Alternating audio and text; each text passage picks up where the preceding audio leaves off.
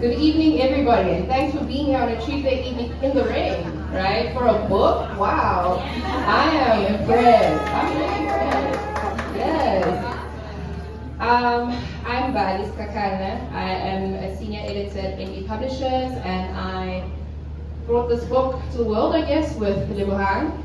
And I harassed her for a little while. I think she was even like ignoring me for like a year, because I said to her, hey, your master's research was kind of interesting. Aren't we always talking about this thing on social media? And we're kind of a little bit reductive and judgmental at times, and isn't there another way to look at this? And having read her work, I said, well, you make the point that there is another way to look at it. So why don't we bring that out to the general public and not keep it in the corridors of academia, To kick us off this evening, we have Kaale, and of course she is a long-time media professional, almost 2 decades in the game. So yeah, you should know her from YoTV, but also she's a private fan, come on, you know what I mean? So she's gonna do well. This is your first book launch, so yes, you're gonna kill it. And who doesn't know Nova? Come on, poet, children's book, Hi everyone, can you all hear me? I think I'm audible. Even everyone at the back, because I've never been to a book launch that's so full. I'm still like, my mind is blown. Okay, we can hear you. Literally, no, we need the last person at the back to be like, yeah, I can hear you. Can the last person at the back hear us? There's somebody in an army green jacket that's waiting. Yes. Please stand, babe.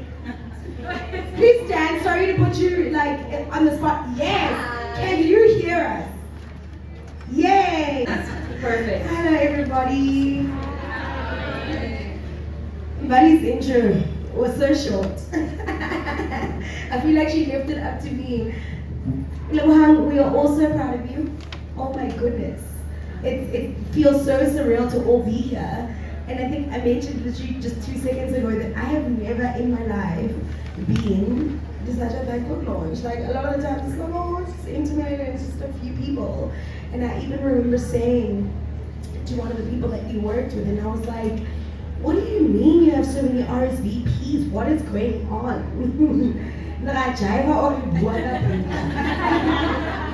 I want to first say, and before I get to you and I's conversation, I want to say to everybody that is here, thank you so much for being here. It means so much. I think not only to myself, it's my first book launch, easy, but most importantly, I think like to be able to, in a world where we're literally all on our phones, we're on our computers, podcasts, all that stuff, that even for the parents and the moms in the room, I can imagine the dads that are in the room, where you even worry about the culture of reading and whether it still exists and how we're going to keep people reading, to be able to go to a book launch and it's packed. I'm just like, what? The books are okay. And shout out to that. Thank you so much for being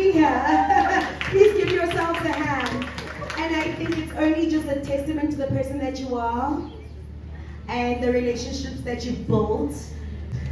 Your acknowledgements in the book made me cry. And if you haven't read the book yet, it's okay. I'm going to try tonight to not spoil the book for you. If you haven't read it and you only bought it tonight, buy the book if you have. But there's just like such a sense of community in your thank yous that I picked up. How much there have been like so many people who have been involved in your life as an author, as an academic, and your supporters, and you are so genuinely grateful for the people who have made you who you are today, and for the people that are here tonight. And that's why I feel so grateful for our audience tonight, because I think that's what makes you. And thank you so much for being here, for Lebs, because it's actually really big night. Please give her a hand. Thank you, everybody, and Kaale, thank you so much for agreeing to do this with me and for me. I think you're an immensely talented person. I'm always in awe of the way you do your work and the warmth you constantly bring to it. So thank you so much for giving me your Tuesday evening and all the other days before in preparation. Thank you so much for being here, and thank you to every single one of you for braving the rain, the load shedding, the fact that it's a Tuesday. I appreciate you all for being here, and you know, in the acknowledgements I say that my name, Lebohang, you know, it's about gratitude. And like I am grateful over and over and over for the people who constantly help me to become. You know, some of you were introduced to my work perhaps as a poet, perhaps writing for children. I felt your support in many ways. You know, I've got some of the beautiful young women who were my grade 8s when I was a matric. They're here, my cousins here, my sisters here, you know, some of the just people that I've met along this journey, and my literary journey as well, some of your acquaintances, but I appreciate you all so much. And I hope that this book will give to you a little bit of what it gave to me. So thank you. I hope we have a good evening tonight. I want to talk about Lebo as an anthropologist, right? So a little bit of backstory. I think it's very important for me to speak about this. So Lebo was my senior in high school, right? Yeah, at the National School of the Arts, she was my senior. And it so happened that when I got to Wits, she was at Wits already studying anthropology. And what did Kaale pick to study? Anthropology. I was like, oh my God, same course. She's like, you're going to finish this thing, it's going to be your major and you must carry on. But why I want to start here is because there's something about you, even before you took your career path and decided to be an anthropologist, that I always found fascinating about you, even in high school. And I've never said this to you in the many conversations we've had. Lebo was like a chameleon in school, guys. And for a lot of you that don't know, I'm going to just take you back a little bit. Lebo was like a chameleon. She was a ballerina. She was in dance class with the white girls. But if we are at Back to the City, and it is a hip-hop party that is happening literally in the inner city of Johannesburg, and it's hip-hop artists playing, Lebohang is there, okay? I don't know if you even remember this, but I do, and I think that's what happens with your seniors in school. There are certain things you remember about them, they don't even remember about themselves. You went through a goth phase. You went through a whole, like, I'm wearing black clothes and like smirky eye makeup, okay? Then I remember your baseline Thursday nights. Yes, Rasta face. Your Rasta face. I remember you had so many faces in school, and for a bit I thought, like, I don't understand. Who are you? Like, you know what I mean? And then you're an academic as well, and you're winning all these awards for academics, and you're still a ballerina, and we're partying with you at baseline on a Thursday, and you're a goth, and you're all these things. And then we get to varsity, and as we got older, I think I got to understand you a little bit better. You have always been who you are today. You have always been somebody who's documenting culture. You've always been somebody who is documenting our lives, our experiences, and you've always fully entrenched yourself in those experiences. And I think that's what it was. I don't know if that's how you felt at that time. You were probably also just trying to figure out who you were. But I think like the deeper level of everything was, I can chill with the dance girls in my dance class. I can chill with the Rastas on Thursday at baseline. I can bump into Garabo at Trap Tuesdays where they're playing trap hip hop that we all don't understand on a Tuesday night. And I can relate to all of those people. And I think that's why your book is so important. There's so many of us young women and even women that are older than you that relate to you so much. And we feel like you represent so many aspects of our lives. And that's why this book is so important. And that's how I wanted to open, to say thank you for that. Thank you for writing this book. I almost said Nova because you went through that phase. And I think some people then I noticed at some point there was a rebrand. I'm like, oh, we don't call you Nova anymore. It's What I think is so important about what you do as somebody who is studying anthropology or somebody who's writing the work that you write is that you are documenting our lives, and it's so important. It's so important for me to be able to one day, should I choose to have children, to give them this book. To be like, oh, our dating lives 20 years ago, yeah. Do you know what I mean? They're gonna get to read it in a book, you know, or whatever essay that you write. Thank you. So what I actually, on that point, I just wanted to find out how many people have read the book so far, just for my curiosity. Okay, so a lot of people will be having their introduction to the book today. That's perfect. Okay, so as Kaale was saying, for those who might not be familiar, you know, anthropology is the study of culture.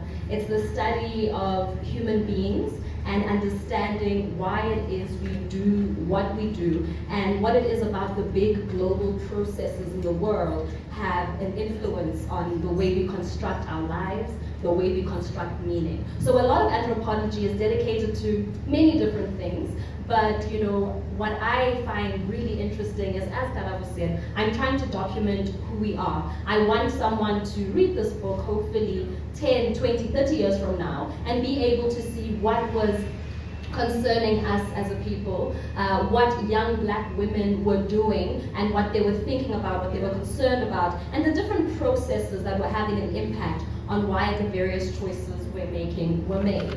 Right now, with something like The Soft Life, I love that title. I love what The Soft Life represents, because give it up for The Soft Life. So what I love about The Soft Life is that it can be anything you want it to be. You know, what does a soft life mean for you? For some people it means employment. For some people it means leisure travel, midweek spa dates, going to that restaurant. For some people it means buying books. Yep. You know, being able to afford that book when it comes out and not having to wait till the end of the month. It really represents many things for many people, but what I'm hoping we can do with this book, Kaale, is get to a sense of reflecting, right? Of understanding that, okay, right now it's almost December, the ANC is going to conference, elections are happening in 2024, and we know what the governing party is doing and have done for the past 28 years. Those are the kinds of things we think about when we think about load shedding, water cuts, crime, infrastructure, inaccessible public transport. All of these things are the things we immediately think about when we think about the ANC and the governing party. However, how many of us think about our dating lives? How many of us think about our relationships? How many of us think about our ability to marry or not, to have children or not, what school they're going to be able to go to, which spaces we'll be able to access in terms of where we'll reside? These are things that are obviously very important. And dating and human relationships, marriage, etc., that is the stuff of humanity. That is what we came here to do, to be in community with one another in different ways. And the truth is, our economic system, our political paradigm as it stands, is a great impediment to who you can go on a date with. And that ideal self that you've always tried to actualize, you might not get that because of these big things happening in the world. So I'm hoping we can all reflect on that through this book. And the thing is, and I think that is such a very great intro to everybody else who hasn't read the book. If you just look at the title and you read the blurb, you might think the book is about something completely different. You know, and I was just like, Lebo, you are so cheeky, babe, because why is this the title of your book when you know damn well it is deeper than this? You know what I'm saying? I think it's very easy to assume that it's about transactional sex. I think it's very easy to assume it's about the girl who wants a certain type of makeup, certain type of hair. I feel like I even right now represent them. I looked at myself in the mirror, I was like, I love it.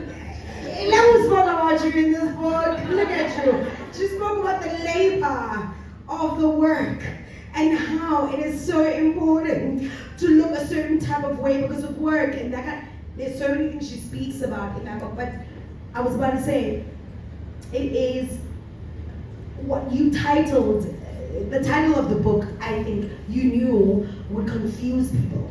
And you knew that some people might be very confused as to what is the book actually about and what soft life represents and how we use the term. Because, and I mean, when you read the book, you'll see that Lebo takes you back a little bit.